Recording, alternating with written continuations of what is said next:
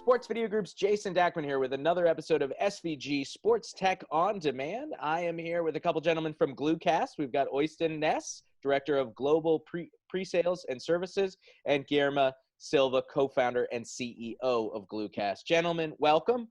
First and foremost, Guilherme, is everyone healthy on the GLOOKAST side?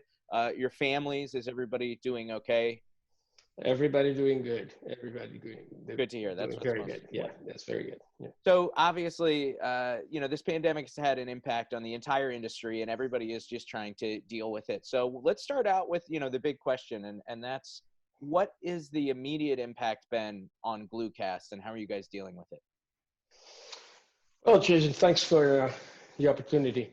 Look, during the past 4 or 5 years, everywhere I would go in a trade show or Congress, someone was talking about how disruptive technologies were impacting our industry. Right. Truth of the matter is, we didn't know what impact and disruption was until this came. So nothing compares. I've been 40 years in this industry, and nothing compares to what we did.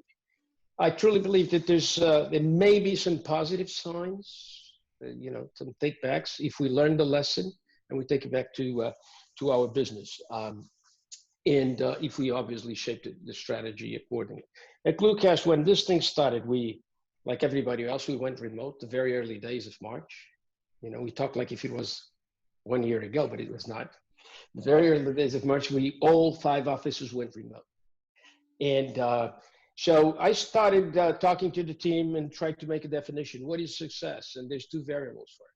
There's a very talented team on one side and clients on the other side. And if one fails, there's no success. So our actions in the company to minimize this impact have been protect employees and protect clients. That was the first step. We had no layoffs. Yes, we're sharing the pain, but temporarily, like everybody else. And then we, by protecting the team and protecting clients, we came out with what I call the 4 R's. The first one was retrain. Okay, go back, make the numbers and see, how long can we survive with this situation? Then we refocus on what the market needs, and we start just calling our clients and organizing ourselves and retooling ourselves according to their needs. And hopefully with these 3 R's, we'll get to the 4th one, which is rebound. So in general, because we are a conservative company and we react very early, we are good to go. Right. I don't know for how long, but we're good to go.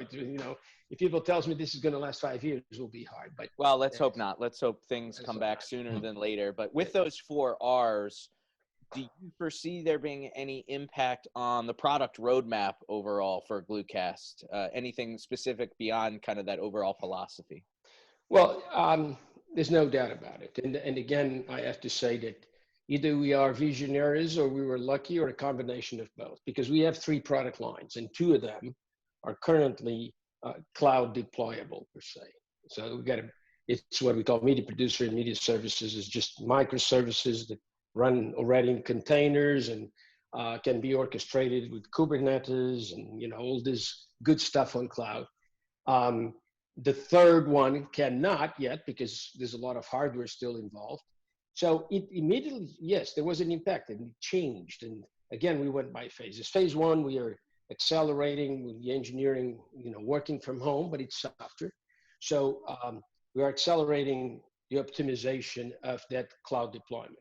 Okay. And by IBC, this will be really optimized. And we, being a small company, we're looking at a model, a consumption-based business model for the cloud. Absolutely. Phase 2 is we'll continue to talk to our clients, which I'm doing in parallel. I'm not a software guy, so I got to do some work. So I'm talking to the clients and trying to learn from them so we can retool accordingly. Overall, what we had in mind for NAB remains valid, which is optimization of workflows. However, with a little twist that is much more virtualizable. I mean, we are optimizing. We were already using virtualization a lot, but we are optimizing that, more cloud focused and platform agnostic. I mean, we are known by integration with Avid. Since then, we have accelerated, and we integrate with EditShare, we integrate with Arvato and Adobe and so on and so forth. So it is going to change the roadmap, and will be probably a much more digitally savvy business than in January. That's what I would say. And you'll have to be, and obviously this is going to change things for a lot of people, and people will have to adapt. So, well, Øystein, I want to bring you in here, and I'm curious, that's sort of where the product roadmap is going. But since you're on the pre-sales and services side, how are you communicating with customers? What are some initiatives that you guys are going to start working on as you guys move forward? What are some of the near-term things that you're going to do to make sure that you're serving your guys' customers?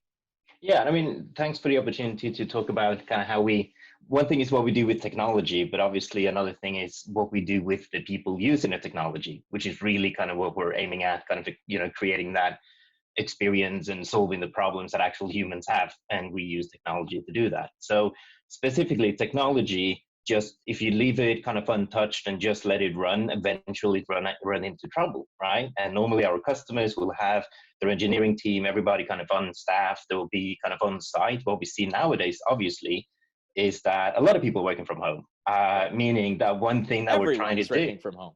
Yeah, I know, right? Yeah, in machine rooms are kind of, machines are left by themselves. So one initiative that we rolled out is to proactively call customers remote in to do necessary, whether it's maintenance, rolling out new features, kind of, in a way being there for the customers. We're a small company, but we strongly believe in being on site with customers.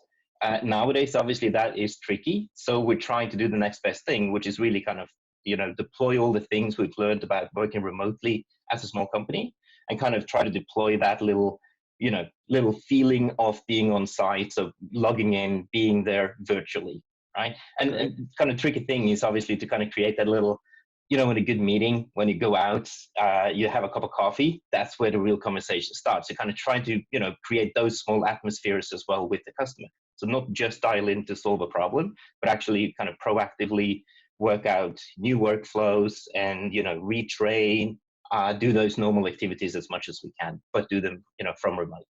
Great. Yeah, we're having a lot of cups of coffee on Zoom, it seems like these days. Right. Yes, exactly. Gentlemen, thank you guys. I really appreciate you taking the time, and really hope that everyone at GLOOKAST stays safe and stays healthy. All of our best wishes from SVG to you guys, and thanks again for joining us. Thank you to Jason. Thank you. Take care. For more episodes of SVG Sports Tech On Demand, stay tuned to sportsvideo.org and the SVG YouTube channel.